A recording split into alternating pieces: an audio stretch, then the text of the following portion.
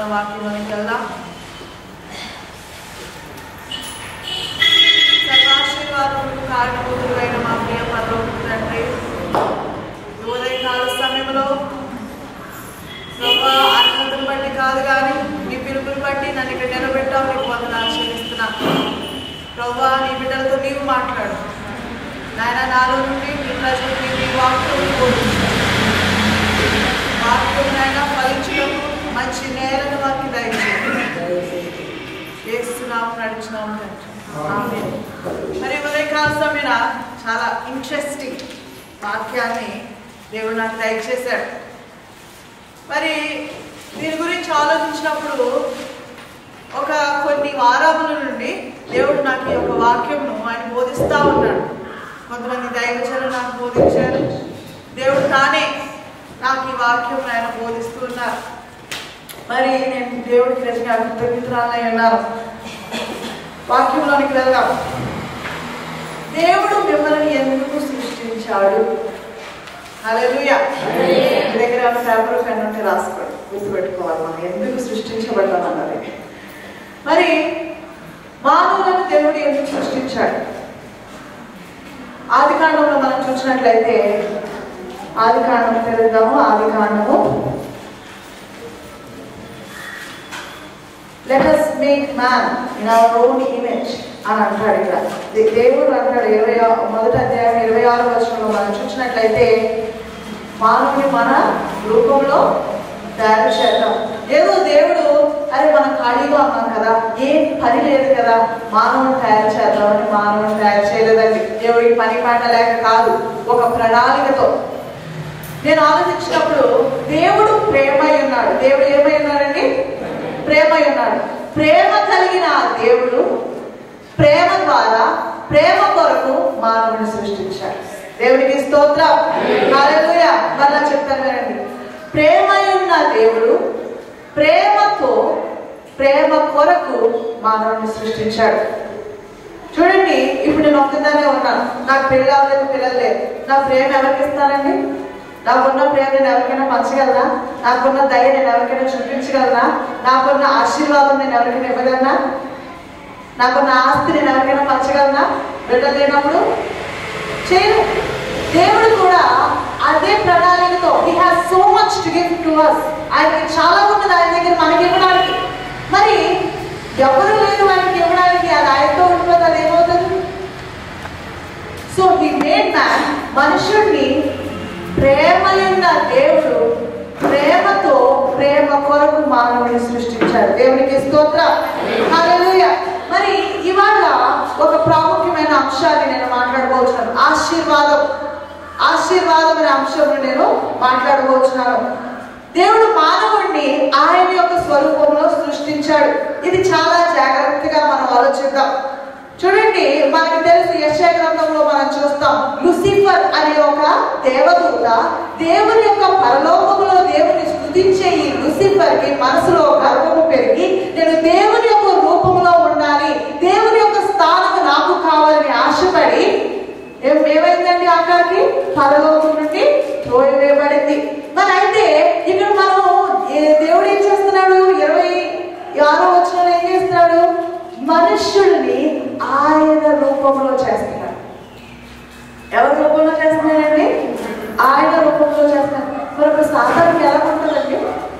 నేను ఎంతకాలమే నేను స్తుతించాను, ఎంతకాలమే నేను గానాలు ప్రతిగానాలు చేశాను, ఎంతకాలమే నేను ఆరాధించాను, ఇప్పుడేమో మట్టిని తీసుకొచ్చి ఆయన రూపంలో చేసి ఈ భూమంతటికి యజమానుడిగా పెడతాడా? కుళ్ళు వచ్చింది. సార్ ఏమొచ్చిందండి? అసూయ. దేవుడు ఇక్కడ మనం చాలా ప్రాముఖ్యంగా చూద్దాం. ఆది కాండము మొదటి అధ్యాయం 28 నుండి 30 వచనాల వరకు ఎవరైనా గంభీరంగా చదవవలసిందిగా కోరుచున్నారు. ఆది కాండము మొదటి అధ్యాయము 28 నుండి 30 వచనాల వరకు.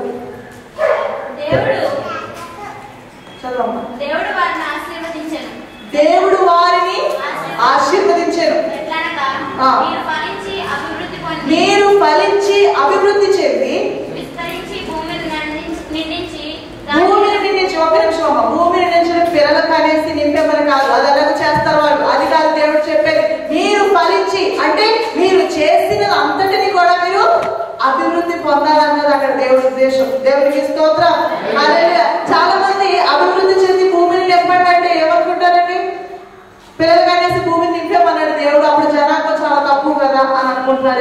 చాలా పొరపాటు. దేవుడికి తెలుసు కదా పాపులేషన్ ఎలా నిండుతుందో తెలుసు కదా. ఎందుకన్నాడు మాట? వాడు అభివృద్ధి చెందాలని. దేవుడికి స్తోత్రం. హల్లెలూయా. చదవమ్మా.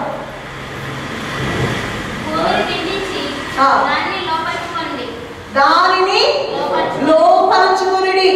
ఒక్క నిమిషం. దేవుడు ఈ యొక్క ఆశీర్వాదము ఆదాము అవ్వలకు ఇచ్చినప్పుడు వాళ్ళు పడిపోతారు సంగతి దేవుడికి తెలుసండి? తెలుసా? తెలుసు. ఆయన సర్వజ్ఞానుడు. ఆయనకి రేపేం జరుగుతుందో తెలుసు. ఒక 3000 సంవత్సరాల తర్వాత ఏం జరుగుతుంది ఆయనకి తెలుసు. ఆదాము అవ్వలు పడిపోతారని తెలిసి కూడా వారికి ఆశీర్వాదం దేవుడు ఇచ్చాడు. దేవుడికి స్తోత్రం. హల్లెలూయా. అంటే నువ్వు పాపం చేసి పడిపోతా నాకు తెలుసు, నేను విమోచన నీకు దయచేస్తాను. మనం ఆ ఏదైనా మనలో ఆదాము అవ్వలు పడిపోయినప్పుడు గమనిస్తే వాళ్ళు పడిపోయిన తర్వాత అక్కడ దేవుడు ఒక బలియాడు పంపించాడు. వారి యొక్క నగ్నతను కప్పడానికి ఒక మేకపోతు, ఒక గొర్రె పిల్లను అక్కడ బలియాగం ఇచ్చి వారి యొక్క సిగ్గుని ప్రభువు కప్పాడు. జాగ్రత్తగా ఆలోచించండి. అక్కడ రక్తము చిందింపబడినది, వారికి ఆశీర్వాదములకు త్రోవ తెరవబడినది. దేవుడికి స్తోత్రం. హల్లెలూయా. మరి దేవుడికి ఇవన్నీ తెలుసు. వాళ్ళ పాపంలో పడిపోతారని తెలుసు, వాళ్ళు తప్పిపోతారని తెలుసు. వాళ్ళని ఆశీర్వదించాడు దేవుడు. మన దేవుడు మారని దేవుడు. గుర్తుపెట్టుకోండి, మన దేవుడు మారని దేవుడు. మనం పాపములో నుండి బయటకు రావాలని ఆశపడతాం. పాపము మనకి ఆశీర్వాదం తీసుకురాదు, అది చేత గుర్తుపెట్టుకోండి. అయితే దాని నుండి వచ్చినట్లయితే ఆశీర్వాదం మనదై ఉన్నది. చాలా జాగ్రత్తగా గమనించండి ప్రియ సంగమా. దేవుడు ఆదాము అవ్వలు పడిపోతారని తెలిసి కూడా మీరు అభివృద్ధి పొందండి అని దేవుడు అన్నాడు. తెలియకుండా అనలేదు, తెలియకుండా అనలేదు. ఆ తర్వాత మనం చూసినట్లయితే ప్రతి దానిపైన దేవుడు మానవుడికి అధికారం ఇచ్చాడు. చెట్ల పైన ఇచ్చాడు, ఆకాశ పక్షుల పైన ఇచ్చాడు, సింహాల పైన ఇచ్చాడు, సముద్రం పైన ఇచ్చాడు. వైరస్ ఉన్నాయి కదండి, ఆ వైరస్ పైన కూడా దేవుడు మనకి అధికారం ఇచ్చాడు. దేవుడికి స్తోత్రం. హల్లెలూయా. నేను మాట్లాడే కంప్యూటర్ వైరస్ గురించి కాదు, మానవుల్లో ప్రవేశించే ఆ వైరస్ గురించి నేను మాట్లాడుతున్నాను. దేవుడికి స్తోత్రం. ఎలాగంటారండి దేవుడు మనకి అధికారం ఇచ్చాడని? దానియేలు సింహంలో పడినప్పుడు సింహాలు ఏం చేసేయండి? తీసుకున్నాయి. దేవుడికి స్తోత్రం. హల్లెలూయా. యోనా సముద్రంలో పడివేసినప్పుడు యోనా తిరగలిగిందా? దేవుడికి స్తోత్రం. హల్లెలూయా. ఇంకా చెప్పంటారండి, బైబిల్ నిండా ఇవే కథలు. దేవుడు మానవుడిని భూమి పైన అధికారిగా దేవుడు ఉంచాడు, బానిసగా కాదు. మన మైండ్ లో ఉన్నది బయటకు తీసుకురావాలి. మరి నోవాను మనం చూసినట్లయితే నోవా సమయంలో చాలా మంది కూడా పాపం చేసి నశించిపోతున్నారు. దేవుడికి ఆశీర్వాదము పోగొట్టడం ఇష్టం లేదు. ఆశీర్వాదం యొక్క విత్తనాలను పోగొట్టడం ఇష్టం లేక నోవాహు తన కుటుంబాన్ని మాత్రం జాగ్రత్తగా సంరక్షించి వాడిని ఏ విధంగా ఆశీర్వదించడో చూద్దాం. ఆదికాండము 9వ అధ్యాయం 1 నుండి 7 వచనాలు మనం చూసినట్లయితే అక్కడ ప్రాముఖ్యంగా 7వ వచనం చదవవలసిందిగా కోరుచున్నాం. మీరు ఫలించి అభివృద్ధి నొందిరి. చాలమ్మా. జాగ్రత్తగా గమనించినట్లయితే నోవాహు కూడా అదే ఆశీర్వాదం దేవుడు ఇస్తున్నాడు. వీళ్ళందరూ నాశనం అయిపోయింది నిజమే, కానీ మరలా దేవుడు ఏమంటున్నాడు? మీరు ఫలించి అభివృద్ధి చెందుడి. అంటే నాశనం అయిపోయారు, కానీ నేను మీకు ఇచ్చే ఆ ఆశీర్వాదం ఏంటంటే మీరు అభివృద్ధి చెందండి. మీకు ఎటువంటి లోటు ఉండకూడదు మీ జీవితంలో. ఆ విధంగా అభివృద్ధి చేయండి. మీరు ఎక్కడ నాటితే నేను దాన్ని ఆశీర్వదిస్తానని ఇక్కడ నోవాహు కుటుంబాన్ని ఆయన ఆశీర్వదిస్తున్నాడు. ఆ మొదటి నుండి మీరు చదివినట్లయితే ఇంటికి వెళ్ళి నోవాహు ఆశీర్వాదం చాలా అమూల్యమైన ఆశీర్వాదం. మనుషులకి మీరంటే భయం ఉంటుంది, ఎంత గొప్ప ఆశీర్వాదం అండి. అలాంటి ఆశీర్వాదం నోవాహు పొందుకున్నాడు. మరి ఆయన దేవుడి మాట ఎలా విన్నాడో మనందరికీ తెలుసు. అదేవిధంగా అబ్రహాం యొక్క ఆశీర్వాదంలోనికి మనం వెళ్దాం. 12వ అధ్యాయము 2-3 వచనాలు చదవవలసిందిగా కోరుతున్నాను. నిన్ను గొప్ప జనముగా చేసి నిన్ను ఆశీర్వదించి నీ నామమును గొప్ప చేయుదును. నీవు ఒక ఆశీర్వాదముగా ఉందువు. నిన్ను ఆశీర్వదించి వారిని ఆశీర్వదించదను, నిన్ను దూషించి వారిని శపించెదను. భూమి యొక్క సమస్త వంశములు నీ యందు ఆశీర్వదింపబడునని. చాలా అబ్రహాముతో చాలా జాగ్రత్తగా భూమి యొక్క సర్వ ఏంటంటే చదవడమ్మా, భూమి యొక్క సర్వ వంశములు సమస్త వంశములు. చాలా ఇక్కడ అబ్రహాం చుట్టాలు ఎవరైనా ఉన్నారండి? లేరు కదా. మరి ఏంటంటే ఇలాగే ఉంది బైబిల్లో.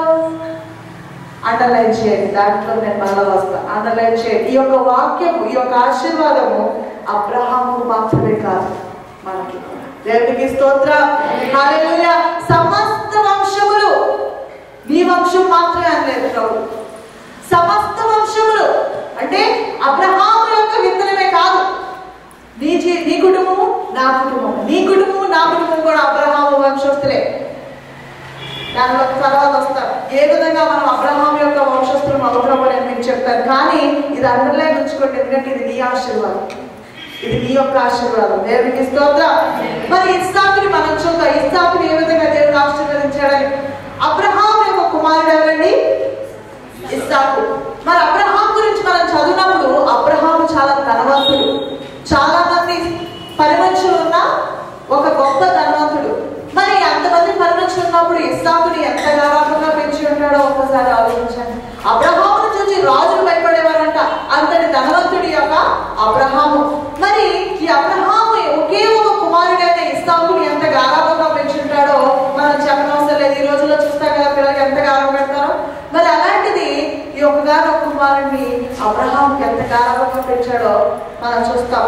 మరి ఆదికాండం 26వ వచనంలో మనం కనుక చూసినట్లయితే ఆ యొక్క ప్రాంతంలో కరువు ఏర్పడింది. అబ్రహాము చనిపోయాడు, ఇస్సాకు మరి వివాహమైన తర్వాత ఆయన కనుక కరువు ఏర్పడింది. ఆ స్థలంలో కరువు ఏర్పడింది. ఎంతమంది జీవితాల్లో కరువు ఉందండి? దేవునికి స్తోత్రం. ఎవరికి కరువు లేదు. మరి ఇక్కడ ఇస్సాకు జీవితంలో మనం కరువుని చూస్తున్నాం. పంట పండని పరిస్థితి, విత్తనాలు వేస్తున్నాడు, ఏమీ రావట్లేదు. అయితే ప్రాముఖ్యమైన విషయం, అక్కడ ఎక్కడికి వెళ్దామని చూస్తున్నాడండి? ఐగుప్తు దేశానికి వెళ్ళిపోదాం, ఐగుప్తు దేశానికి వెళ్ళిపోదాం. మనమంతా చాలా మంది అదే ఆలోచిస్తారు. బాబాయ్ క్రైస్తవులు కొంటే మనకి ఏమీ రాదు, ఆ మతంలోకి వెళ్తే వస్తుందేమో అని పేర్లు మార్చుకొని, ఊర్లు మార్చుకొని, క్యాస్ట్లు మార్చుకుంటూ ఉంటాం. ఇక్కడ ఇస్సాకు కూడా అదే పని చేయడానికి రెడీగా ఉన్నాడు. అయితే ప్రభు అతనితో మాట్లాడిన మాట మనం చూద్దాం. ఆదికాండం 26వ వచనం, 26వ అధ్యాయం 2 నుండి చదవటమ్మా. అక్కడ యెహోవా అతనికి ప్రత్యక్షమై, నీవు ఐగుప్తులోనికి వెళ్ళక నేను నీతో చెప్పు దేశమందు నివసించుము.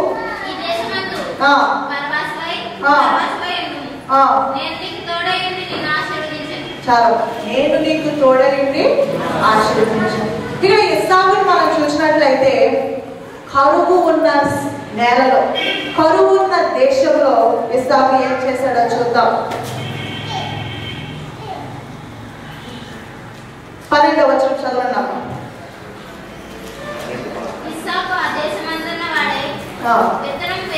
విత్తనము వేసి చదవాలి. చాలా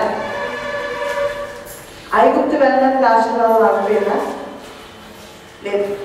ఐగుప్తులో లేదు మన ఆశీర్వాదం, దేవునిలో ఉన్నది. హల్లెలూయా, హల్లెలూయా. మరి ఇక్కడ ఇస్సాకులోని మనం చూసినట్లయితే ఇస్సాకు నువ్వు ఎక్కడికి వెళ్ళవసరం లేదు, నీ యొక్క తండ్రి యొక్క ఆశీర్వాదం నువ్వు ఎక్కడికి వెళ్ళినా నీ వెంటాడుతూనే వస్తుందని దేవుడు సెలవిస్తాడు. హల్లెలూయా. మరి నీ ఆశీర్వాదం రావట్లేదని నువ్వు అక్కడికి వెళ్ళవసరం లేదు, ఎక్కడికి వెళ్ళవసరం లేదు. ఎక్కడ చూడాలి మనం? మన తండ్రి, మన యెహోవా తండ్రి ఆల్రెడీ మనల్ని ఆశీర్వదించాడు. ఆయన ఏం చేయాలి? మనం విత్తనము వేయాలి. దేవునికి స్తోత్రం. హల్లెలూయా. మరి ఇక్కడ తర్వాత యాకోబుని మనం చూసినట్లయితే యాకోబు, నేను మీరు అందరి గురించి చెప్తున్నాను, మెయిన్ పాయింట్ నేను వస్తాను. యాకోబుని మనం చూసినట్లయితే ఆశీర్వాదం కొరకు అన్నను మోసం చేశాడు, ఆశీర్వాదం కొరకు అన్నని నా తండ్రిని మోసం చేశాడు. ఈ యొక్క యాకోబుని చూసినట్లయితే మోసం చేసి ఆశీర్వాదం ఆశీర్వాదాన్ని పొందాలనుకున్నాడు. పొందలేదు. ఎందుకంటే దేవుడు ఆశీర్వదించే వరకు తన జీవితంలో ఆశీర్వాదం రాలేదు. ఆ తర్వాత తన మామగారి ఇంటికి ప్రయాణమై వెళ్తున్నప్పుడు ఆ దర్శనంలో దేవుడు తనని ఆశీర్వదించినట్టు మనం చూస్తాం. ఆదికాండం 28వ అధ్యాయం 13 నుండి 15 చదివినట్లయితే 15వ వచనం చదవండి అమ్మా. చదువు.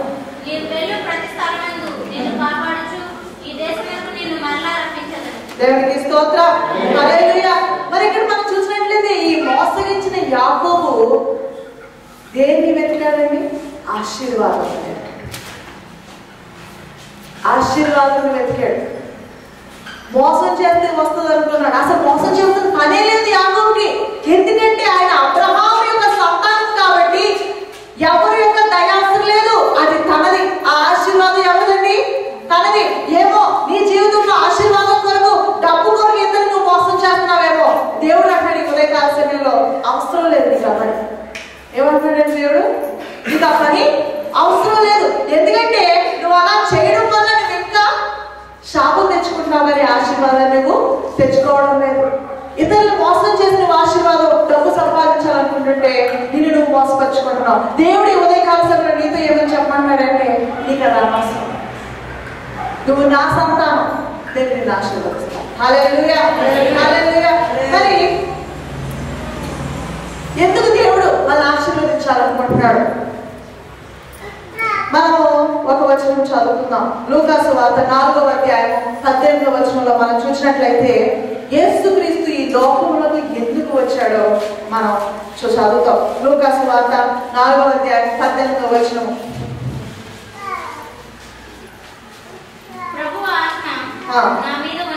ప్రభు ఆత్మ నా మీద ఉన్నది,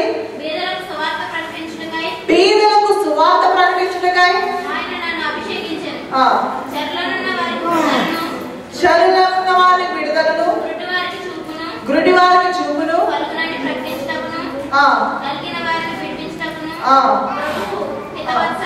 చాలా దేవుడికి స్తోత్రం. హల్లెలూయా. ఎందుకు వచ్చాడంటే యేసు ప్రభు పేదలకు సువార్త ప్రకటించడం ఒకటైతే, గురుడి వారికి కన్ను తెప్పించడానికి, పథకాల్లో ఉన్న వారిని విడిపించడానికి, విరిగి నలిగిన వారిని ఉన్నవారిని స్వస్థపరచడానికి. ఇక్కడ చాలా ఇది అండి ఆశీర్వాదం. అంటే డబ్బు ఉండి ఆరోగ్యం లేకపోతే ఏంటంటే ఆశీర్వాదమా? కాదు. ఆరోగ్యం ఉండి డబ్బు లేకపోవడం ఆశీర్వాదమా? కాదు. మరి దేవుడు అంటున్నాడు, నేను వచ్చింది ఆరోగ్యాన్ని, నిత్య జీవాన్ని, మీకు ఆ సమృద్ధిని ఇవ్వడమే కాదు, హోల్ ప్యాకేజ్ ఇవ్వడానికి నేను వచ్చాను. దేవుడికి స్తోత్రం. హల్లెలూయా. మరి నువ్వు చదివినట్లయితే, జాగ్రత్తగా గమనించినట్లయితే, అబ్రహాం సంతానంగా నిన్ను చేయడానికి యేసు ప్రభు వచ్చాడు. దేవుడికి స్తోత్రం. హల్లెలూయా. అబ్రహాం యొక్క ఆశీర్వాదం నీ పైన రావడానికి యేసు ప్రభు వచ్చాడు. ఎప్పుడైతే నువ్వు యేసు ప్రభు యొక్క రక్తంలో నీవు కడగబడతావో, యేసు ప్రభు యొక్క రక్తము ఆ నిబంధన కింద నీవు వస్తావో, అబ్రహాం యొక్క సంతానంగా నీవు మారుతావు. అబ్రహాం యొక్క ఆశీర్వాదాలన్నీ నీ ఆశీర్వాదాలు అవుతాయి. ఎలా చెప్తారండి ఇవన్నీ అని అంటారు. గలతీ పత్రిక 3వ అధ్యాయం 8వ వచనం చదువుదాం.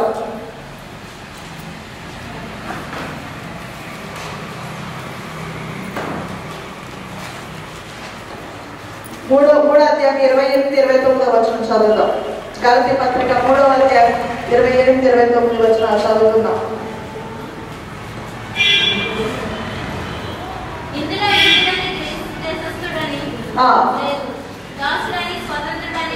దాసుడని స్వతంత్రుడని లేదు, పురుషుడని స్త్రీ అని లేదు. యేసుక్రీస్తునందు మీరు అందరూ ఏకముగా ఉన్నారు. మీరు క్రీస్తు సంబంధులైతే నా పక్షమందు అబ్రహాము యొక్క సంతానమై ఉండి వాగ్దాన ప్రకారము వారసులై ఉన్నారు. దేవునికి స్తోత్రం చెప్తావా? హల్లెలూయా. మరి నేను లాగా కూర్చున్నాయనంటే ఆయన ఆస్తంతా ఎవరిదండి?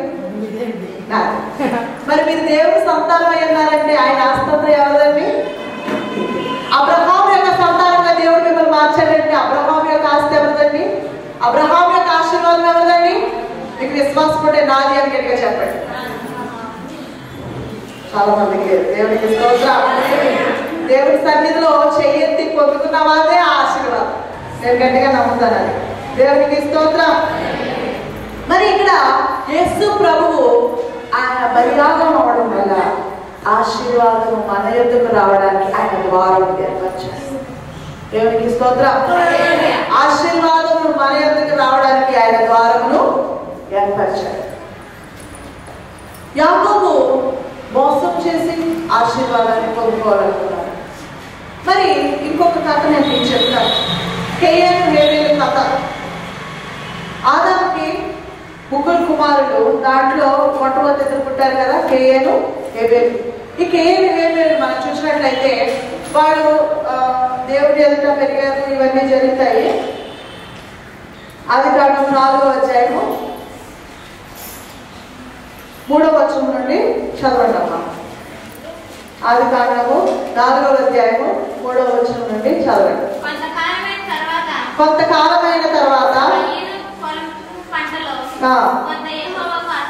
కొంత యెహోవాకు అర్పణగా తెచ్చాను. తొలచూరు పుట్టిన వాటిలో క్రొవ్విన వాటిని కొన్ని తెచ్చి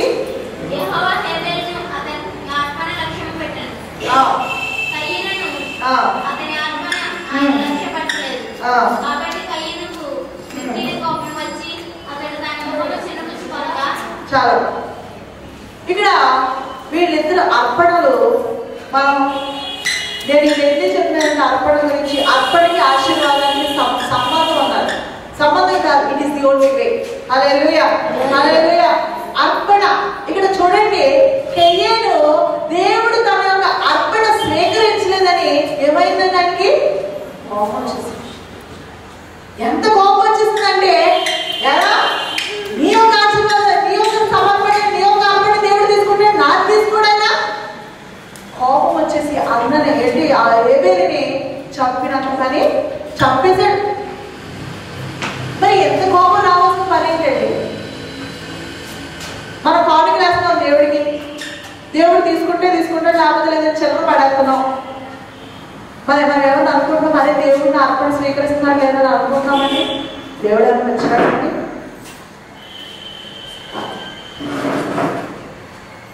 కేయను అర్పణని ఒకసారి మనం పరీక్షిద్దాం. హెబ్రీలకు, మన బైబిల్లో ఉన్న హెబ్రీలు కాదండి, యూదులు వాళ్ళ యొక్క స్క్రిప్చర్స్, వాళ్ళ యొక్క గ్రంథాల్లో మనం చదివినట్లయితే కేయను యొక్క అర్పణ ఎటువంటిది అన్నది మనం జాగ్రత్తగా పరిశీలించగలం. కేయను మొదటి కాపులో నుండి కాదు, రెండో కాపులో నుండి కాదు, 3వ కాపులో నుండి వచ్చిన ఆ యొక్క ఫ్రూట్స్, ఆ యొక్క ఫలాన్ని తీసుకొచ్చి దేవుడికి అర్పించారు. ఇక్కడ ఎవరైనా రైతులు ఉన్నారండి? మా ఇంట్లో మేము పండించుకుంటాం. మొదటి కాపే బెస్ట్ కాపు, తెలుసండి అది మీకు. 3వది ఏమవుతుంది? బలహీనమైనవి, అంత పనికి రానివి వస్తాయి కదండి, అవన్నీ మనకు తెలుసు కదా. మరి కేయను ఏం చేశాడు? మొదటి తెచ్చాడా? దేవుడికి మేకను తీసుకురాలేదని కాదండి దేవుడు అక్కడ బలియాగాన్ని అర్పించకపోయినందుకు అది కాదు కారణం. మొదటిది ఆయన యొక్క మొదటి ఫలము ఏమంటారు దాన్ని తెలుగులో? ప్రథమ ఫలము. ఏమంటారండి? ప్రథమ ఫలము దేవుడి దగ్గర తీసుకురాలేదు. ఏం తీసుకొచ్చాడు? అయ్యి బాబు ఈ ప్రథమ ఫలాలు నాకు కావాలి కదా, దేవుడు ఏం పెట్టాడేవి, ఈ 3వ కాపు చాలే దేవుడికని ఆ 3వది పనికి మారింది, వాడు కూడా తినలేని పనికి మారింది ఫలము తీసుకెళ్ళి దేవుడికి తీసుకెళ్ళాడు. దేవుడు తీసుకున్నాడు? తీసుకోలేదు. తిరిగి దేవుడు తిట్టాడండి కేయన్ని? తినలేదు. కేయన్ని నాకు ఇటువంటి తీసుకొస్తావా నువ్వు నాశనం అయిపో అని శపించాడండి. చూసాం అది బైబిల్లో. దేవుడు అసలు ఏమంటాడు? గౌరవించలేదు కేయన్ని. ఏం చేసినట్టు దేవుడు ఆయన యొక్క అర్పణను గౌరవించలేదు. దేవుడు కేయన్ని యొక్క అర్పణను గౌరవించలేదని తెలిసి కేయనికి ఏమొచ్చింది? కోపం వచ్చింది. చంపేసి అంత కోపం వచ్చింది. హేబేలు మనం చూసినట్లయితే హేబేలు ఎటువంటి అర్పణ చేశాడో మనం చదువుతాం. 4వ వచనం. తొలచూలు పుట్టిన క్రొవ్విన వాటిని, ఎలాంటివి తీసుకొచ్చాడండి? క్రొవ్విన వాటిని, బాగా బలిసిన దాన్ని తీసుకొచ్చాడు. ఎందుకు? నా దేవుడు గొప్పవాడు, పిచ్చి పిచ్చి వాళ్ళని ఇచ్చే అంత స్థితిలో ఆయన లేడు. నాకున్నదంట దేవుడికి అది గొప్ప కాదు, అది చాలా తక్కువ దేవుడికి అది. బట్ ఆయన నాకున్న మంచిది నేను దేవుడికి ఇవ్వాలి అని తీసుకొచ్చాను. గమనిద్దాం, దేవుడికి తీసుకొచ్చినప్పుడు పనికిమాలని తీసుకురాలి. మనం పేద విధవరాన్ని మనం కనుక కొత్త నిబంధనలో చూసినట్లయితే అందరూ ఇన్ని డబ్బులు పడేశారు, ఇన్ని డబ్బులు. పేద విధవరాలు ఏం చేసిందండి? తనకున్న కొంచెం, తనకున్న దాంట్లో తీసుకొచ్చి దేవుడికి ఇచ్చింది. దేవుడు ఎవరిని ఆశీర్వదించాడు? పేద విధవరాలను ఆశీర్వదించాడు. ఎందుకు తక్కువ ఇచ్చిందనా? కాదు, తనకున్న దాంట్లో శ్రేష్టమైనది దేవుడికి ఇచ్చిందని. దేవుడికి స్తోత్రం. హల్లెలూయా. మరి మనం చూసినట్లయితే హేబెలు యొక్క అర్పణ ఏ విధంగా ఉందో, కేయను యొక్క అర్పణ ఏ విధంగా ఉన్నదో మనం చూసాం. దేవుడు దాన్ని స్వీకరించలేదు. స్వీకరించకపోతే ఏమైందంటే కేయనికి ఎందుకు కోపం వచ్చింది? నేను చెప్తాను. మలాకి గ్రంథం కేయనికి ఎందుకు కోపం వచ్చిందో నేను చెప్తాను. మలాకి గ్రంథం 3వ అధ్యాయం 8 నుండి 12 వచనాల వరకు, 8 నుండి 10 వచనాల వరకు చదవండి. కేయనికి ఎందుకు కోపం వచ్చిందో మనకి ఇక్కడ స్పష్టముగా కనపడుతుంది. మలాకి గ్రంథము 3వ అధ్యాయం 8వ వచనం నుండి 10వ వచనం వరకు చదువుతాం.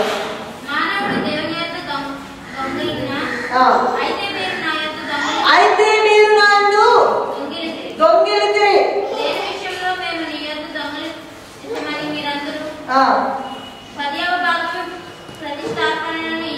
పదవ భాగము ప్రతిష్టాపనలు ఇయ్యక దొంగిలించిరి.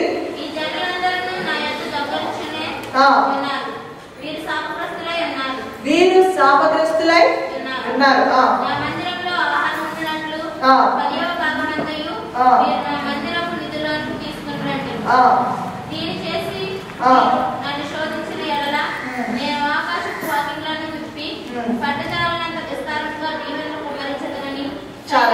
పట్టజాలనంత విస్తారముగా దీవెనలను లేకపోతే ఆశీర్వాదములను కుమ్మరిస్తారు. ఎందుకు శాపం వచ్చిందండి? అమ్మా లేవాలి. ఎందుకు శాపం వచ్చింది? అక్కడ శాపం అన్న చోటన ఆశీర్వాదం పెట్టండి. అంటే మీరు కనుక కానుగులు ప్రతిష్టాపన ఇచ్చినట్లయితే ఆశీర్వాదం ఏమవుతుందండి? ఆశీర్వాదం. చాలా జాగ్రత్తగా గమనించండి. మలాకి గ్రంథము 3వ అధ్యాయము 7 నుండి 10 ఇంటికి వెళ్ళి మరలా చదవండి. ఎందుకంటే మీ యొక్క ఆశీర్వాదానికి కారణం ఇదే. ఇక్కడ కేయుడు కోపం వచ్చింది. నా ఆశీర్వాదం దేవుడు తీసుకోలేదు, నాకు రావాల్సిన ఆశీర్వాదం రాలేదు. ఎందుకు రాలేదండి? ఎటువంటి అర్పణ మనం చాలా జాగ్రత్త. నీవు నా దగ్గర నుండి దొంగిలించావు అంటున్నాడు ప్రభు. నీవు నా దగ్గర నుండి దొంగిలించు, ఇది నేను కష్టపడి సంపాదించాను, నేను దొంగిలించిన వెంటనే అంటాను. దేవుడు ఇచ్చాడు. అది ఎప్పుడు నువ్వు గుర్తుపెట్టుకోవాల్సిన మాట. దేవుడు ఇచ్చాడు. రూపాయి జోబులో అది దేవుడికి. మీకు అర్థం అవడానికి నేను మాట చెప్తాను. దేవుడు ఏదైనా మనము ఆదాము అవలంబించారు. దేవుడు అన్నాడు, మీరు ఇదంతా తినండి, కడుపు నిండా తినండి, నాకు బాగలేదు. ఆ చెట్టు ఉన్నదే, ఆ చెట్టుని మాత్రం, ఆ ఫలాలు మాత్రం మీ కాదు, అది నావి. ఆ చెట్టు ఫలాలు ఏం చేయాలంటే దేవుడికి ఇచ్చేయమన్నాడు దేవుడు. ఆ చెట్టు ఫలాలు మాత్రం మీరు తినాలి, ఆ చెట్టు ఫలాలు నావి. అసలు ఏం చేసి ఉన్నారండి ఆదామవ్వలు? ప్రభువా ఇవన్నీ ఇచ్చావు, నీకు వందనాలు, ఇదిగో ఈ చెట్టు కాయ చూడు ఎంత బాగుంది, కానీ నీకు ఎందుకంటే నువ్వు ఇవ్వమన్నావు కాబట్టి ఈ చెట్టు కాయలన్నీ నీకోసమే. ఇదిగో ప్రభువా ఈ చెట్టు నేను జాగ్రత్తగా కాపాడతాను, ఎందుకంటే ఈ చెట్టు నీ చెట్టు అన్నావు, ఈ చెట్టుకి మాకు సంబంధం లేదు, ఈ చెట్టు నీ చెట్టు అన్నావు, ఈ చెట్టు కాయలన్నీ నీకు ఇచ్చేస్తాను. ప్రథమ 10వ భాగం కూడా అదే, 10వ భాగం కూడా అదే. దేవుడు అన్నాడు, ఇదిగో నీకు ఇస్తున్నాను ఈ నెలంతా డబ్బులు, కానీ 10వ భాగం కానీ. ఆ చెట్టు యొక్క ఫలాలు తినడం వల్ల ఏమొచ్చిందండి? వాళ్ళ మీద శాపం వచ్చింది. 10వ భాగము మీరు తినడం వల్ల ఏమొస్తుంది? మీ పైన శాపం. ఇది నా మాట కాదు, మీరు చేతిలో పట్టుకున్న ఈ యొక్క పరిశుద్ధ గ్రంథములో ఉన్న మాట. నా కడుపు నింపుకోవడానికి చెప్పడం లేదు ప్రియ సంగమా. నాకు దేవుడు గోల్డంతా ఇచ్చాడు మీరు ఆశీర్వదింపబడడానికి, మీరు మీ కడుపులు దేవుడు నింపడానికి నేను ఇచ్చిన మాట, దేవుడు చెప్తున్న మాట ఇది. హల్లెలూయా. విశ్వాసముతో స్వీకరించిన వాడికి అది జరుగును కాక. దేవుడికి స్తోత్రం. మరి ఇక్కడ మనం చూసినట్లయితే దేవుడు మీకు సరిపోయినంత ఇస్తాను, సరిపోయినంత పెడతాను అని దేవుడు అనట్లేదు. 10వ వచనం చదవండి. 10వ వచనం చదవండి.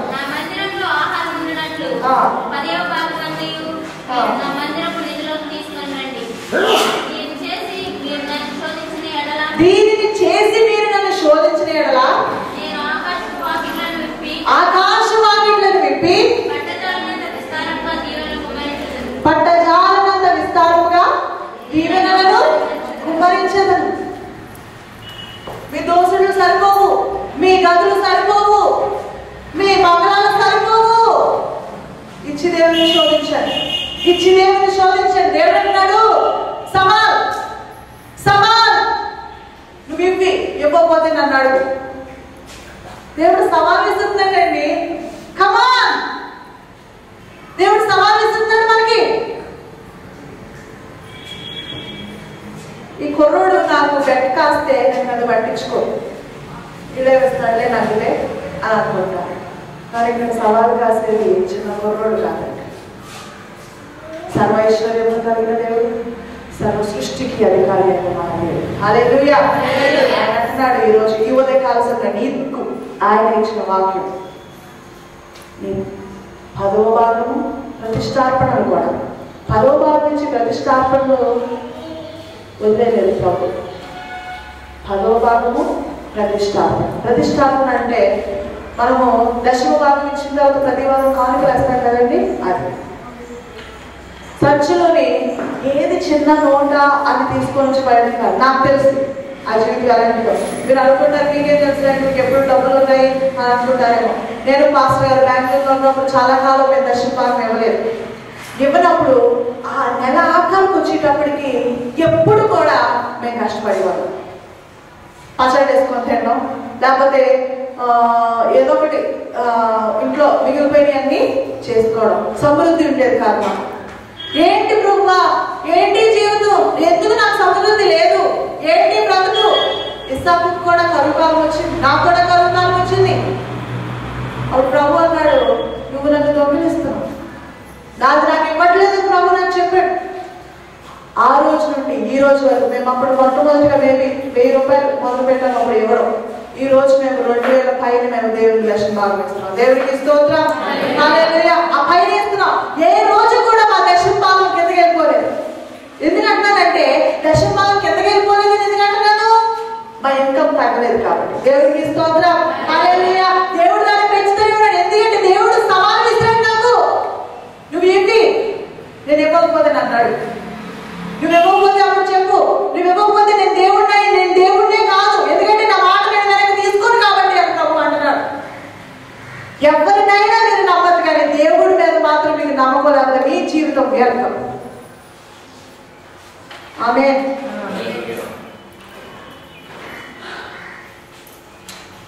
ఆశీర్వాదం మీ యొక్క అర్పణతో సంబంధం కలిగి ఉన్నది. It is connected. మీ ఆశీర్వాదము మీ యొక్క అర్పణలు కనెక్ట్ అయ్యి ఉన్నాయి. మీరు నన్ను నమ్మినా నమ్మకపోయినా పర్వాలేదు, కానీ బైబిల్ని మాత్రం నమ్మకుండా పోవద్దు అన్నది నాది చిన్న రిక్వెస్ట్.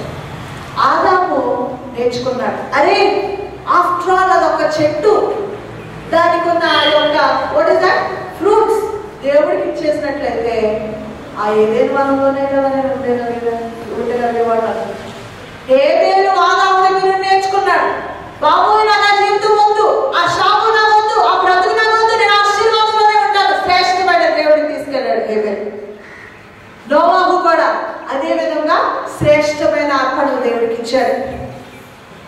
అబ్రహాము కూడా అదే విధంగా శ్రేష్టమైన అర్పణలు దేవుడికి ఇచ్చాడు. మనం చూసినట్లయితే మెల్కీజెదెక్ ఆదికాండము 14వ వచనంలో మనం చూద్దాం.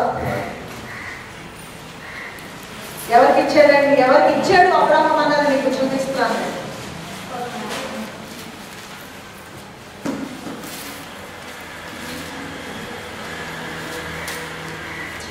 20వ వచనం, 14వ వచనం, 14వ అధ్యాయం 20వ వచనం. నీ శత్రువులను నీ చేతికి అప్పగించిన సర్వోన్నతుడైన దేవుడు స్తుతింపబడును గాక అని చెప్పాను. అప్పుడు అతడు అన్నిటిలో ఇతనికి 10వ వంతు ఇచ్చాడు. చాలు. ఇక్కడ మెల్కీసెదెకు ఎవరండి? యాజకుడు, రాజు. రెండు ఆయన, ఒక రాజు అయి ఉన్నాడు మెల్కీసెదెకు, అదేవిధంగా ఆయన ఒక యాజకుడు కూడా అయి ఉన్నాడు. మరి వాళ్ళకి అప్పటికి టెంపుల్ కట్టలేదు, ఆలయం ప్రత్యక్ష కూడా అప్పటికి వాళ్ళకి రాలేదు. వాళ్ళకున్న ఏకైక ప్రీస్ట్ ఎవరండి? మెల్కీసెదెకు. ఆయన దగ్గరికి తీసుకొచ్చి ఆ 10వ భాగము ఇచ్చాడు. మనకి ఇక్కడ ఆలయం ఉన్నది, నా దగ్గరికి తీసుకురామని నేను అనట్లేదు. ఆలయం దేవుని యొక్క సొమ్ము, అది తిన్నవారికి శాపమే, మేము అన్యాయంగా దాన్ని దోచుకుంటే ఆ శాపం మాలో. నేను ఒక మాట చెప్తాను, ఇక్కడికి వచ్చిన ప్రతి ఒక్క కాను కూడా లెక్కింపబడి రాసి అక్కడ దేవరాజు గారి అకౌంట్లో వేసి మన ఖర్చులకి ఆయన జీతాలు మాకు ఇస్తారు, కానీ అమౌంట్ మాకు ఇవ్వరు. Just to make things clarified. అయితే ఇక్కడ అబ్రహాము 10వ భాగము మెల్కీసెదెకుకి ఇచ్చాడు. ఎప్పుడు వల్ల ఏం జరిగిందో ఒకసారి చూద్దాం. 14వ అధ్యాయము 19వ వచనం మనం చదువుదాం. 19వ వచనం. అప్పుడు అతడు అబ్రహామును ఆశీర్వదించి ఆకాశమునకు భూమికిని సృష్టికర్త అయిన సర్వోన్నతుడైన దేవుని వలన ఇక్కడ మనం చదివినట్లయితే ఇంగ్లీష్ లో ఉంటుంది, చదువుతున్నాం కదండి. Blessed be Abraham of God most high, possessor of heaven and earth. Abraham ఏమంటున్నాడండి? Possessor of heaven and earth. ఏమంటున్నాడండి? Possessor of heaven and earth అంటే ఆకాశము భూమిలకు అధికారి. పొసెసర్ అంటే ఆయన సొంతం, అబ్రహాం యొక్క సొంతం అండి. మెల్కీసెదెకు చెప్తున్నాడు. చూసారా, ఎప్పుడైతే అబ్రహాము 10వ భాగం ఇచ్చాడో ఏమొచ్చిందండి ఆయనకి? జ్ఞానం కలిగింది. నేను ఎవరిని? అబ్రహాంకి అప్పుడు తెలుసుకుంటాను, నేను ఎవరిని? భూమి ఆకాశములకు అధికారి. దేవుడు మనుషులను అందుకే తయారు చేశాడు. దేవుడికి ఏడుకోవడానికి చాలా ఉన్నది. భూమి ఆకాశం నుంచి సృష్టించాడండి మానవులుగా. దేవుడికి స్తోత్రం. మరి ఎందుకంటే మనం ఏంటంటే పాపిష్టులకు బ్రతుకుతున్నాం. మన కన్నుకు దేవుడి వైపు వెళ్ళడం లేదు కాబట్టి. మరి మీరు జాగ్రత్తగా ఆలోచించినట్లయితే గలతీ పత్రిక 3:28-29 చదివినట్లయితే యూదుడని కాదు, గ్రీకుడని కాదు, స్త్రీ అని కాదు, పురుషుడని కాదు, బానిసని కాదు, స్త్రీ అని కాదు, ఏమీ అవసరం లేదు. ఇప్పుడు నువ్వు ఏ కులము, ఏ మతము, ఏ దేశస్తుడివి, ఇవన్నీ అవసరం దేవుడికి. యేసు క్రీస్తు యొక్క రక్తంలో, యేసు క్రీస్తు యొక్క రక్త నిబంధన క్రిందకి వచ్చినట్లయితే అబ్రహాము యొక్క సంతానం. హల్లెలూయా. అబ్రహాము యొక్క ఆశీర్వాదానికి వారసుడు నీవు. చాలా క్లియర్ గా బైబిల్ మనకి బోధించేది ఇదే. యేసుక్రీస్తు లోకానికి ఎందుకు వచ్చాడంటే పేదలకు సువార్తను ప్రకటించడానికి. పేదలకి సువార్త ఏంటండి? వారికి తినడానికి అన్నం ఉండదు, తినడానికి అన్నం ఉండదు. దేవుడిని ప్రేమిస్తున్నారు, పరలోకం వెళ్ళు అని అంటే ఏమంటారంటే అది మనం చూసి తినడానికి తినలేదు కానీ పరలోకం అంటారా ఉంటారు. మరి పేదలకి సువార్త ఏంటండి? పేదలకి సువార్త ఆశీర్వాదము. పేదలకి సువార్త అబ్రహాము యొక్క ఆశీర్వాదము. ప్రభు అంటున్నాడు ఆ పేదలకి సువార్త ఏంటంటే నా ద్వారా వారు అబ్రహాము యొక్క ఆశీర్వాదం అంతటిని వారు పొందుకోగలరు. మరి అలాగైతే మన ఇండియాలో చాలా మంది పేదలు ఉన్నారు కదండి, దేవుడు వాళ్ళకి ఆశీర్వదించారు. ఒక ఆయన నాకు చెప్పాడు, మన దేవుడు అవసరతను బట్టి చేయడు, విశ్వాసం బట్టారు. హల్లెలూయా. అవసరతను బట్టి దేవుడు చేసినట్లయితే మన భారతదేశంలో పేదరికం అంటూ ఉండదు, ఎక్కడ ఉండదు. విశ్వాసము మాత్రమే ఆయనను కదిలిస్తాడు. విశ్వాసము మాత్రమే ఆయనను కదిలిస్తారు. చాలా జాగ్రత్తగా వినండి మీరు.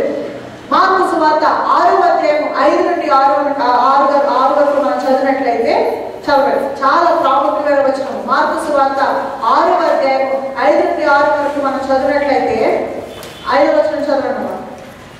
అందువలన కొంతమంది రోగుల మీద చేతులుంచి వారిని స్వస్థపరచక తప్ప మరి ఏ అద్భుతమైన ఆయన అక్కడ చేయజాలకపోయాను. ఆయన వారిని విశ్వాసమునకు ఆశ్చర్యపడ్డాడు. చాలా ఇక్కడ ఎవరి గురించి మాట్లాడుతున్నారు? ఎవరికైనా తెలుసండి? యేసు ప్రభు ఆయన సొంత దేశమునకు ఆయన వెళ్ళారు. వెళ్ళినప్పుడు ఏం చేశారు వీళ్ళు? ఈయనేం చెప్తాడే, మనకు కూడా ఉంటుంది కదా, ఆవిడేం చెప్తుంది, ఆవిడ సంగతి నాకు తెలియదా? ఇక్కడ యేసు ప్రభుని కూడా అలాగే చులకనగా చేసుకున్నారు వాళ్ళు. ఈ ఎవరు? ఈ యేసుక్రీస్తు ఎవరు? యేసు ఎవరు? మరి యోసేపు మరియల ఊరికే కదా, ఈయనకేంటి ఎంత జ్ఞానం? ఏం లేదు, ఏదో శుద్ధి చెప్తున్నాడు, ఎలా అవసరం లేదు అనుకుంటారు. ఏం జరిగిందంటే అక్కడ ఏమి చేయలేకపోయాడు యేసుక్రీస్తు. ఏమైనా చేయగలిగాడు? మనం చదివాం కదా, ఏమీ చేయలేకపోయాడు. వాయ్, ఆయనకు శక్తి లేదా? ఆయన దేవుడు కాదా? ఆయన చేయలేక కాదు. వారిలో అవిశ్వాసము చూసి ఆయన ఆశ్చర్యపోయాడు. అంటే యేసుక్రీస్తు దగ్గర నుండి నువ్వు పొందుకోవాలన్నా కూడా నీకు ఏం కావాలి? విశ్వాసం. విశ్వాసం. సో నువ్వు దశంభాగాలు నేను వేస్తున్నానండి, ప్రతిష్టాపన నేను ఇస్తున్నానండి, నేను ఇంకా ఎందుకు పొందుకోవట్లేదంటే విశ్వాసంతో ఏంటి? హల్లెలూయా. విశ్వాసము.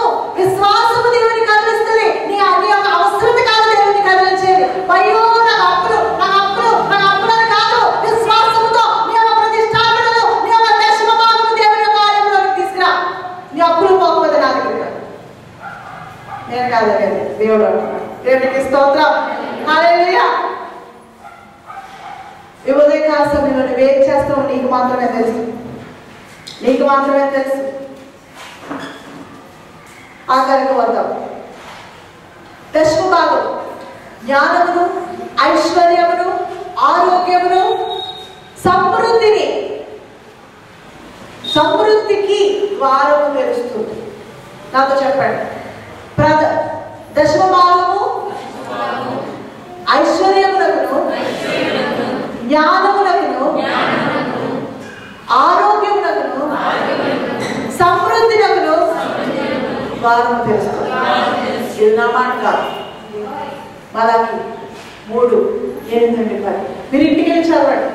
పాస్టర్ గారు డబ్బుల కోసం మాట్లాడుతున్నారు, నేను కాదు మాట్లాడాను.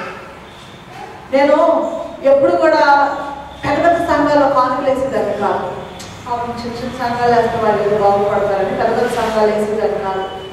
దేవుడు అన్నాడు, ఏమిటా నువ్వు వాళ్ళకి వేస్తున్నావు, నాకేస్తున్నావు నువ్వు అన్నాడు దేవుడు. అర్థమైందండి? నువ్వు ఎవరికి వేస్తున్నావు? వాళ్ళకి వేస్తున్నావా? ఆయన ఇక్కడ చూడండి, అబ్రహాము ఎవరికి ఇచ్చాడండి? దశమ భాగం పట్టుకెళ్ళి రాజుకి ఇచ్చాడు. ఎందుకు? ఆయన యాజకుడు అయి ఉన్నాడు కాబట్టి. యాజకుడు ఆయన ఆశీర్వదించాడు కాబట్టి. దేవునికి స్తోత్రం. హల్లెలూయా. ఇక్కడ దశమ భాగం నువ్వు ఎక్కడికి తీసుకురావాలి? నువ్వు ఎక్కడైతే దేవుని వాక్యాన్ని పొందుకుంటున్నావో, అది రాజుని, పేదడైన ఏమని, నువ్వు ఎక్కడైతే దేవుని యొక్క ఆశీర్వాదం, దేవుని యొక్క వాక్యాన్ని పొందుకుంటున్నావో నువ్వు అక్కడికి తీసుకురావాలి. దశమ భాగం ప్రతిష్టాపన. దేవునికి స్తోత్రం. హల్లెలూయా. చాలా కాలం నేను అలా అనుకున్నాను. చిన్న చిన్న సంఘాల్లో వెళ్తాం, పెద్ద సంఘాల్లో వాళ్ళకి ఆల్రెడీ చాలా డబ్బులు ఉన్నాయి. చూడాలి బిల్డింగ్స్ అంత బాగున్నాయో, వాళ్ళు కూర్చుని అంత బాగున్నాయి, వాళ్ళకి ఇవ్వకూడదు అనుకున్నా. ఒక ఆదివారం ఒక పెద్ద సంఘానికి నేను వెళ్ళాను. దేవుడు అన్నాడు, నీ దగ్గర ఉన్న శ్రేష్టమైనది నాకు నా యొక్క కానుకలు పెట్టినవి అన్నాడు ప్రభు. అది ఒకటి కాలేజ్ డబ్బులు ప్రభు అంటే నువ్వు ఇచ్చిన రాలేదు కాదు, నువ్వు వేసేది విత్తనం. నువ్వు వేసేది ఒక విత్తనం. ఇస్సాకు కరువు కాలంలో ఏం వేశాడండి? విత్తనం వేశాడు. శ్రేష్టమైన విత్తనం తీసుకురావాలి. పుచ్చిపోయి మంచి కాపు రావాలంటే మనం పుచ్చిపోయి వేస్తామండి, మేము శ్రేష్టమైన విత్తనాలు వేస్తాం. అన్నింటికన్నా బెస్ట్ విత్తనం మనం వేస్తాం. దేవుడు అన్నాడు నాతో ఆదివారం అన్నాడు, ఆదివారం శనివారం రాత్రి అన్నమాట. దేవుడు అన్నాడు, నీ దగ్గర ఉన్న శ్రేష్టమైన బయటకు తీయాలి, నేను దాన్ని ఆశీర్వదిస్తాను, నేను దాన్ని నూరంతలు చదువు నీకు ఇస్తామన్నాడు. నేను దాన్ని తీశాను. శ్రేష్టమైన విత్తనం నా దగ్గర, శ్రేష్టమైనది క్రొవ్వు పట్టినది నేను తీసి ప్రభువా వీరిని ఆశీర్వదించు. సంతోషంతో ఉల్లాసంతో ప్రభా నీవు నా దేవుడు అయి ఉన్నావు కాబట్టి, నీవు నా ప్రభు అయి ఉన్నావు కాబట్టి, నన్ను కాపాడుతున్నావు కాబట్టి, నన్ను ఆశీర్వదిస్తున్నావు కాబట్టి ప్రభా ఇది నీకెంత నేను ఇవ్వగలిగిందా చాలా చిన్నది. నీ యొక్క ఐశ్వర్యమును బట్టి, నీ యొక్క స్థానం బట్టి ఇది ఒక చాలా చిన్న కానుక అయినప్పటికీ దీన్ని నువ్వు స్వీకరించు ప్రభా.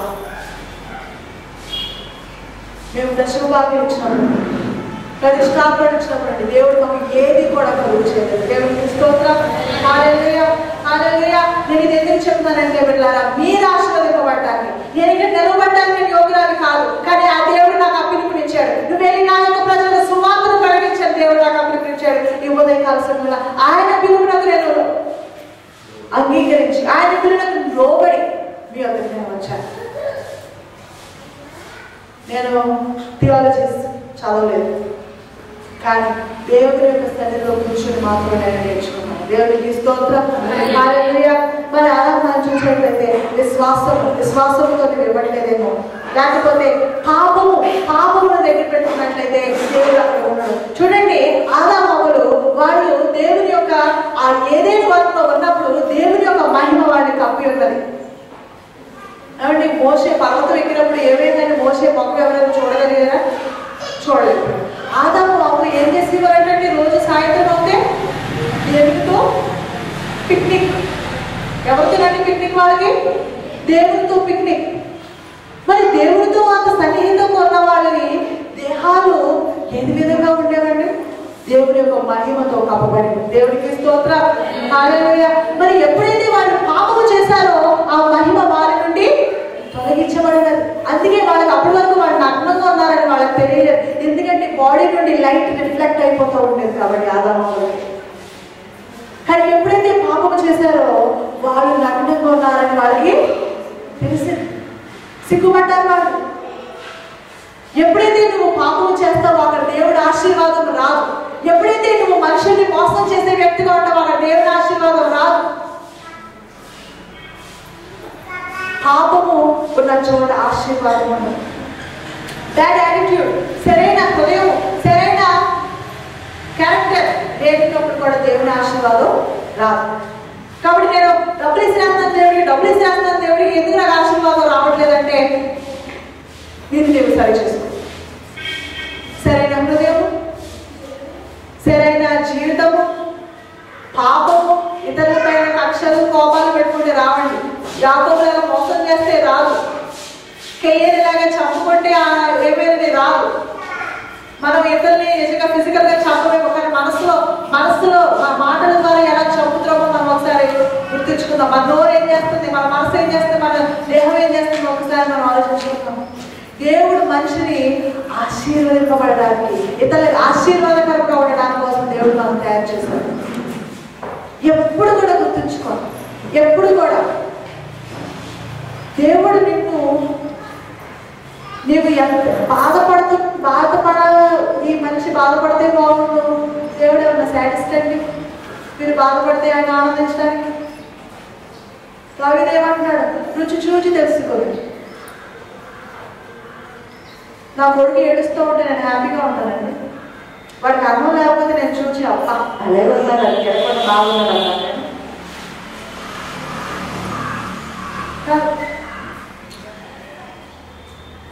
సర్వశక్తుడు ఆయన రూపంలో మనం సృష్టించుకున్నది మనం చూసి ఆయన మన శ్రమలు పడుతుంది ఆయన చూసి ఆనందించడానికి కాదు.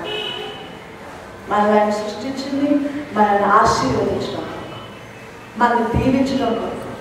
మరి ఈ ఉదయకాల సమయంలో నువ్వు ఏ పరిస్థితిలో ఉన్నావో నాకు తెలియదు. నీ పాపము ఆశీర్వాదం రాకుండా చేస్తాము, అవిశ్వాసం నీ ఆశీర్వాదం ఆపుతుందో, లేకపోతే సరైన హృదయం లేకపోవడం వల్ల నీ ఆశీర్వాదం రాకపోతుందో, లేకపోతే 10వ దశమ భాగము ప్రతిష్టాపనలు నువ్వు ఇవ్వకపోవడం వల్ల నీ యొక్క వ్యాపారాలు అభివృద్ధి చెందట్లేదు నాకు తెలియదు. కానీ దేవుడు నీతో ఇవాళ మాట్లాడుతున్నాడు. దేవుడికి స్తోత్రం. హల్లెలూయా. నువ్వు ఆ మాటని స్వీకరించి విశ్వాసం దాన్ని చేసినట్లయితే దేవుడు అంటున్నాడు, పట్టజాలనంత విస్తారమైన ఆశీర్వాదాన్ని నీపై నేను కలుస్తానని దేవుడు సెలవిస్తున్నాడు. విశ్వాసం లేదంటే ఎలా పెరుగుతుందని అనుకుంటున్నాడు? బైబిల్లోనే మనకి సమస్తమైన విషయాలకి సొల్యూషన్, ఆన్సర్, జవాబు మన బైబిల్లోనే ఉంది. బైబిల్లో అంటాడు వినుట వలన విశ్వాసము కలుగుతుంది. సినిమా పాటలు వినడం వల్ల విశ్వాసం కలుగుతుందండి, న్యూస్ వినడం వల్ల విశ్వాసం కలుగుతుందండి, సినిమా చూడడం వల్ల విశ్వాసం కలుగుతుందండి. మరి ఎలా కలుగుతుందండి విశ్వాసం? దేవుని వాక్యం వినడం వల్ల. ఏం వినడం వల్ల? దేవుని వాక్యం.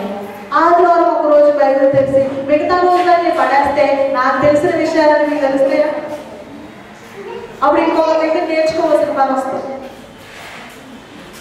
అందుకే దేవుడు అంటున్నాడు వినడం వలన విశ్వాసం. తెరవండి, రోజుకు ఒక్క వచనమైనా చదవండి, ఒక్క వచనమైనా పర్వాలేదు, అది మీ జీవితాన్ని మార్చేస్తుంది. బైబిల్ ఆధారం తెచ్చే జీవితం మన కోరుతూ పనికిమాల జీవితం. చూడండి, చీఫ్ మినిస్టర్ గారు నాకు లెటర్ పోస్ట్ చేశారండి, ఏం చేస్తాను నేను? అన్ని వదిలేసి ముందర లెటర్ చదువుతాను. ఎందుకు? ఆయన నాకు ఏం దాచించాడో, ఆయన నాకు అసలు ఏం దాచించాడో, ఏం ఇవ్వాలనుకుంటున్నాడో, ఏం చేయాలనుకుంటున్నాడో.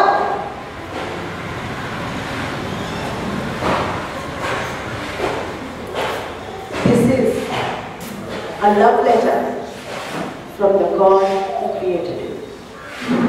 నిన్ను సృష్టించిన దేవుడు నీ కొరకు రాసిన ప్రేమ లేఖ. ఓ హల్లెలూయా. ఒకరోజు నేను ఈ బైబిల్ ఇలా పెట్టుకొని, ఎందుకంటే ఇది దేవుడి వాక్యం, దేవుడి మాటలు ఇలా పెట్టుకొని అనుకుంటాను, దేవానికి స్తోత్రం. ఆ మాటలు ముత్యముల కన్నా శ్రేష్టమైన మాట, వజ్రాల కన్నా శ్రేష్టమైన మాట. ప్రియ సంగమా, మన జీవితంలో పడిపోయి దేవుడిని మర్చిపోతే ఆ జీవితమే వ్యర్థం. దేవుడు నీకు రక్షణ ఇవ్వాలనుకుంటాడు నిజమే, జీవం ఇవ్వాలనుకుంటాడు నిజమే, కానీ ఆయన ఇంకొకటి కూడా ఇవ్వాలనుకుంటున్నాడు నీకు.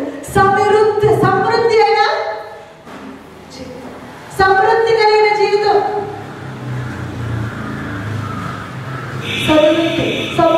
సమృద్ధిలోకి నువ్వు వెళ్ళాలండి.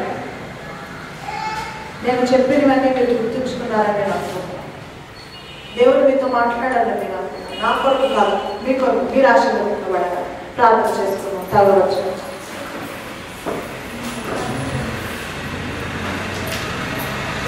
మమ్మల్ని ఎంతగానో గురించి మా దేవాలో ఉంటాయి. ఎవరైనా సమయంలో మాతో మాట్లాడడం ప్రభా, మా యొక్క మాటలలో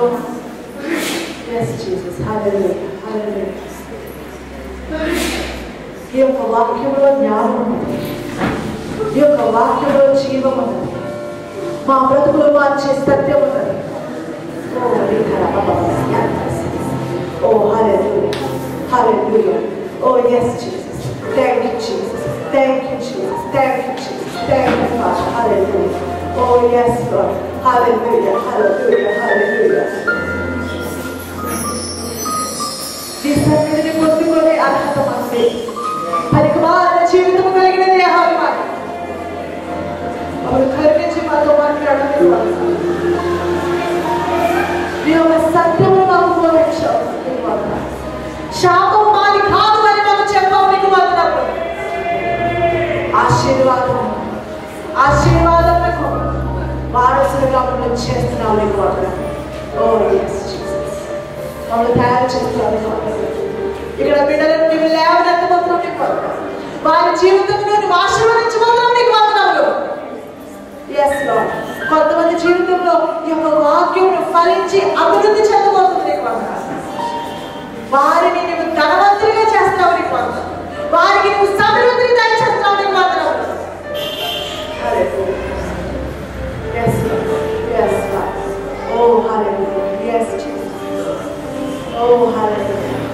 ఈ సన్నిధిలో ఆశీర్వాదం, నీ సన్నిధిలో ఆరోగ్యం, సత్యమని బోధించాలి. పనికి మాలిన అర్పణలు కాదు నాయన, పనికి మాలిన చెల్లని కానుకలు కాదు. మా దగ్గర ఉన్న శ్రేష్టమైనది, మా దగ్గర ఉన్న క్రొవ్వు పట్టిన దూడని, క్రొవ్వు పట్టిన నాయన ఆ అర్పణను దేవుడు తీసుకురావాలి. నువ్వు మార్గం చేస్తున్నావు. నీకు మనసులో తెలుస్తున్నావు. నీకు నీవు మాట్లాడుతున్నావు.